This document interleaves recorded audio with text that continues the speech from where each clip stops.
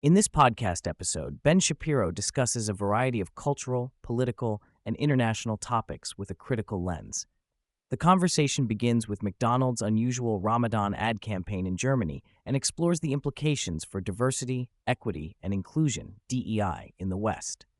The discussion also covers the possibility of DEI's resurgence in U.S. corporate culture, followed by an interview with Wilfred Riley about his new Daily Wire series on race and systemic racism. Later, the episode shifts toward American politics, examining school choice, election dynamics, Democratic and Republican strategies, the fallout from the recent State of the Union address, ongoing controversies, and international affairs involving Cuba and Iran.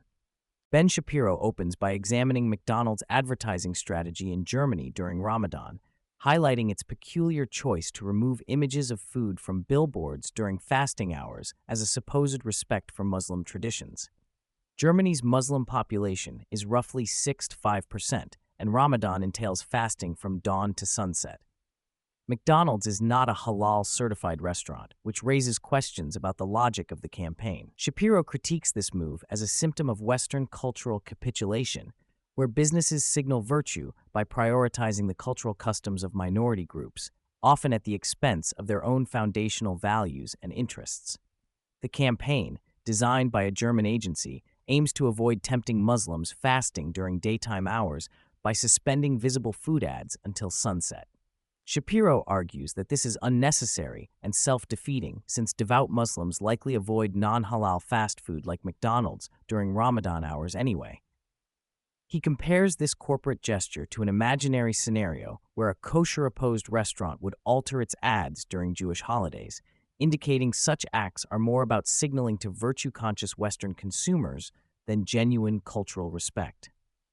He sees this as symptomatic of a broader Western malaise, where dominant cultures are expected to apologize and adapt excessively in the face of minority traditions. Shapiro transitions into discussing DEI's presence in American corporations and institutions. Despite the backlash during the Trump administration, DEI is far from dead and may resurge robustly if Democrats regain political power. The article by Time magazine cited in the episode outlines how many companies have merely rebranded or renamed DEI efforts, such as changing diversity officers' titles to belonging or maintaining DEI offices under different umbrellas. Colleges and universities remain deeply committed to diversity programs, emphasizing the resilience of these initiatives in education. Shapiro introduces Wilfred Riley, a guest and host of the Daily Wire Plus series Black Lives Matter, to explore the challenges of undoing DEI ideologies. Riley details his professional anti-woke consulting work with Unified Solutions America, focusing on helping corporations remove what they see as harmful DEI policies. He highlights entrenched internal resistance in companies from established DEI staff and argues that institutions house a dedicated base committed to these philosophies, often discouraging meritocracy and exacerbating racial tensions. Riley notes that some corporate leaders believe DEI correlates to profitability due to research like the McKinsey report, though he suggests the correlation is more circumstantial than causal. Wilfred Riley discusses his latest three-part series on Daily Wire Plus, titled Black Lives Matter, which challenges prevailing narratives surrounding systemic racism in America. He argues that the story of pervasive systemic racism is frequently overstated and is often supported by misrepresented statistics and fabricated incidents such as false hate crime claims. The series seeks to separate historical fact from myth, emphasizing that many Black Americans are doing well and that narratives of victimhood can be counterproductive. Riley focuses on confronting victim culture, debunking exaggerated claims of police violence, and criticizing the racial grift that profits from persistent narratives of oppression. He underscores that open discourse on race needs to include these more nuanced perspectives to offer a fuller understanding, rather than simply accepting the dominant systemic racism narrative. This approach aims to empower rather than perpetuate victimhood. The conversation briefly addresses the slow federal momentum behind school choice policies, such as charter schools and vouchers. Shapiro explains that education in the U.S. is primarily a state and local matter, with Republicans emphasizing school choice at those levels, notably in states like Florida.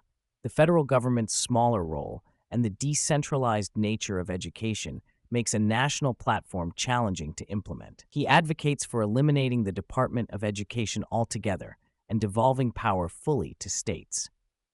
The topic shifts to the value of engaging with left-leaning media and podcasts, where Shapiro stresses that these conversations can offer opportunities to hold opposing figures accountable and reach audiences otherwise insulated from conservative viewpoints.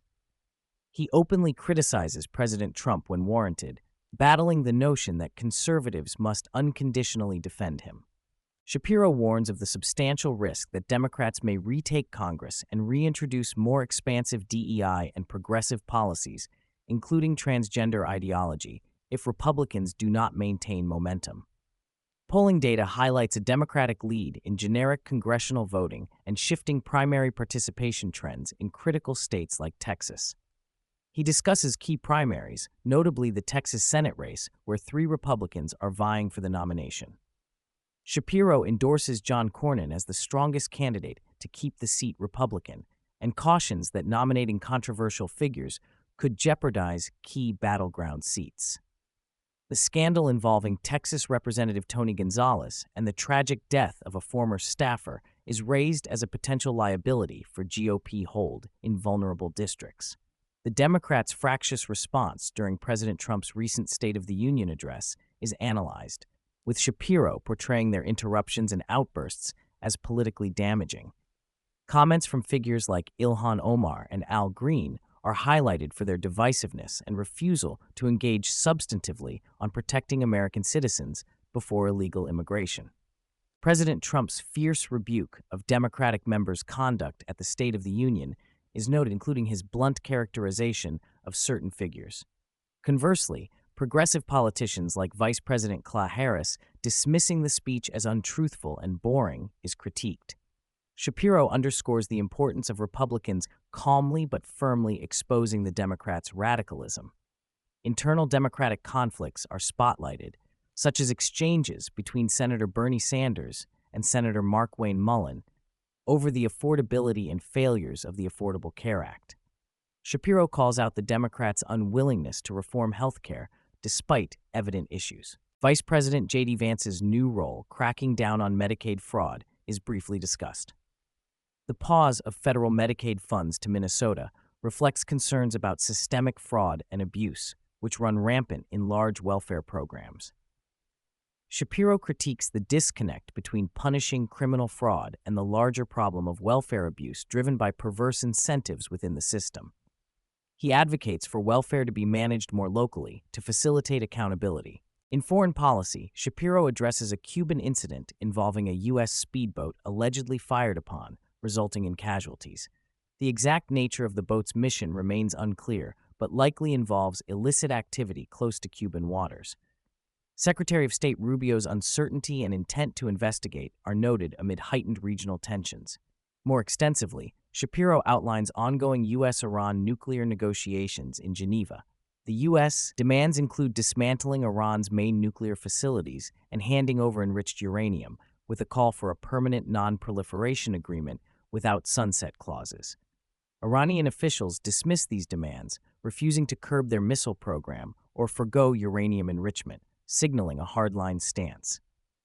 The episode also touches on Israel's potential first strike options against Iran and the broader implications of regional security. Shapiro supports Israel's right to self-defense and underscores the multifaceted American interests in countering Iranian terrorism and nuclear ambitions.